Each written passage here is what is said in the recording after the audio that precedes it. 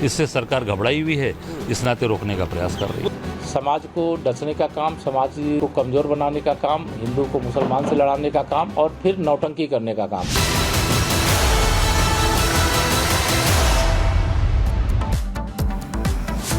तो ये तो बिल्कुल तय है कि देश संविधान से चलता है और संविधान पर कोई भी सवाल नहीं खड़े कर सकता है, लेकिन कुछ लोग ऐसे हैं जो संभल मामले में कोर्ट के आदेश को कटघरे में खड़ा कर रहे हैं और कह रहे हैं कि निचली अदालत ने बहुत जल्दबाजी में यह आदेश दे दिया था। और इन्हीं में असदुद्दीन ओवैसी भी हैं जो कोर्ट की उस कार्रवाई को लेकर के सवाल खड़े कर रहे हैं और कैसे ये जो पूरा मामला है अब इसमें कोर्ट को ही कटघरे में खड़ा करने की कोशिश करने की कोई बात आ रही है और कैसे एक अविश्वास यहां पर नजर आता है। एक रिपोर्ट में दिखाते हैं।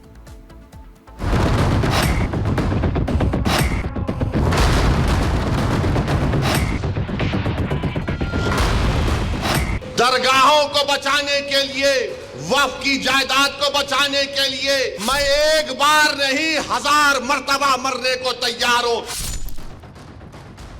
संभल में हालात अभी ठीक से शांत भी नहीं हुए हैं, लेकिन लगता है कि AIMIM चीफ असदुद्दीन ओवैसी को ये शांति रास नहीं आ रही। असदुद्दीन ओवैसी दलील दे रहे हैं कि मस्जिद में मंदिर ढूंढना सही नहीं है। वो कह रहे हैं कि अगर मस्जिद में जाकर, दरगाह में जाकर मंदिर ढूंढोगे तो लोग तो भड़केंगे ही। अरे मस्जिद है, अल्लाह का घर है, तुमको क्या राइट देता है किसी भी इबादत जहां पर अगर तुम जाओगे तो लोग क्या खामोश बैठ जाएंगे?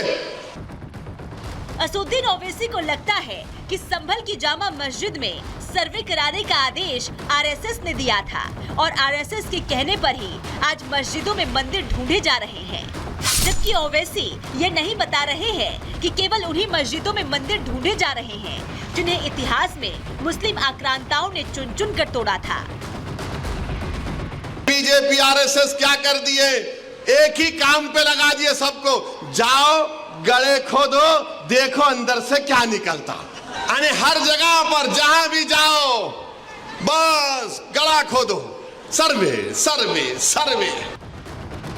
मस्जिदों के भीतर मंदिर ढूंढे जा रहे हैं या फिर भारत में मंदिरों को ढूंढ ढूंढ कर मस्जिद बनाया गया, ये तो देश की अदालतें तय करेंगी। लेकिन ओवैसी सर्वे से बुरी तरीके से भड़के हैं।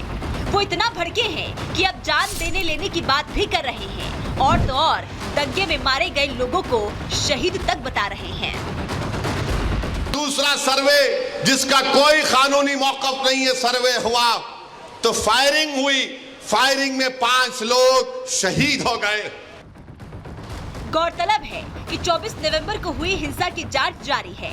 रविवार को न्यायिक आयोग की टीम ने भी संभल पहुंचकर मामले की जांच की है, तो वहीं पुलिस भी दंगाइयों की धरपकड़ में जुटी हुई है।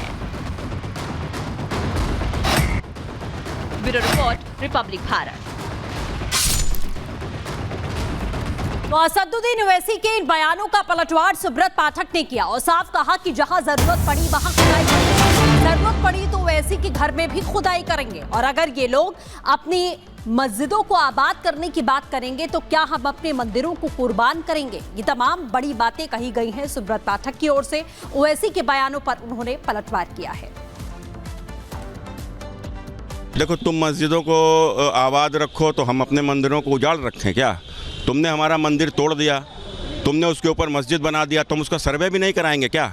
हम अपनी आने वाली पीढ़ियों को बताएंगे भी नहीं हमारे साथ क्या हुआ, हमारे पूर्वजों के साथ में क्या हुआ, किस प्रकार से हमारे ऊपर अनाचार हुए, अत्याचार हुए, वो भी ना बताएं हम अपनी पीढ़ी को, ताकि आने वाले समय पर और मंदिर तोड़ो आप, जो बांग्लादेश में कर रहे हो, जो पाकिस्तान में कर दिया है, इस देश में भी तमाम राज्यों में आपने किया है, तो क्या हम भूल जाएं उनको सबको?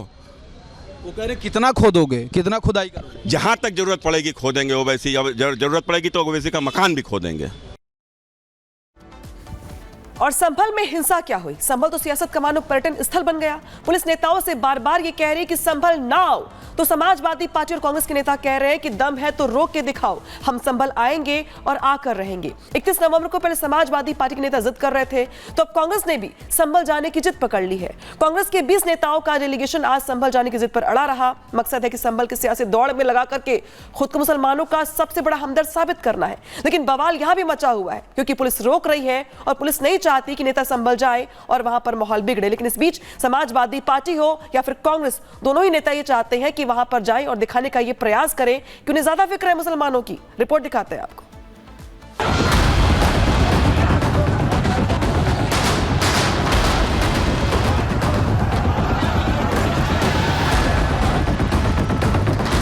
संभल में दंगा क्या हुआ? विपक्षी दलों के लिए संभल तो सियासत का पर्यटन केंद्र बन गया, जिसे देखो विपक्ष का हर नेता आज संभल जाने की जिद पर अड़ा है। मकसद है खुद को मुसलमानों का सबसे बड़ा रहनुमा साबित करना, ये दिखाने का कि हमारी पार्टी से बड़ा मुसलमानों का कोई हमदर्द है ही नहीं। कि जो वहाँ कमियां हैं, जो अत्याचार सरकार ने किया है, जिस तरीके से वहाँ पे हत्याएं हुई हैं, सर में गोली मारी गई है लोगों को, तो हम ये बात अपने नेतृत्व को अवगत कराएंगे, राष्ट्रीय नेतृत्व को। इससे सरकार घबराई हुई है, इस नाते रोकने का प्रयास कर रही है। 2 रोज पहले जिस तरह की जिद अखिलेश यादव की समाजवादी पार्टी कर रही थी, वैसा ही बखेड़ा आज कांग्रेस खड़ा कर रही है। पुलिस ने तब जैसा एक्शन लिया था, वैसा ही एक्शन आज भी हो रहा है। लखनऊ में कांग्रेस नेताओं के घर के बाहर पुलिस तैनात कर दी गई है और जो नेता जबरन संभल जाने के लिए घर से निकल रहे हैं, उन्हें हिरासत में लिया जा रहा है। जनप्रतिनिधि होने के नाते मेरी जिम्मेदारी है कि वहाँ पर जाकर वहाँ लोग जो आहत हुए हैं, इसमें जो लोग जिनकी मौत हुई उनसे मिले। लखनऊ पुलिस ने मुझे ये नोटिस जारी करी है कि आप वहाँ पे नहीं जा सकते। हम लोग जाएंगे, हमें रोक लेंगे तो फिर वापस आएंगे, लेकिन जाएंगे वहाँ जरूर। राहुल जी भी जाएंगे। लगातार ये बात वहाँ पे बीजेपी कह रही है कि जो सपा कांग्रेस का अमली जामा है वहाँ पे माहौल खराब करने की कोशिश कर रही है। 6 लोगों को मार दिया, फिर भी कह रहे हो आपने मार तो दिया 6 लोगों को।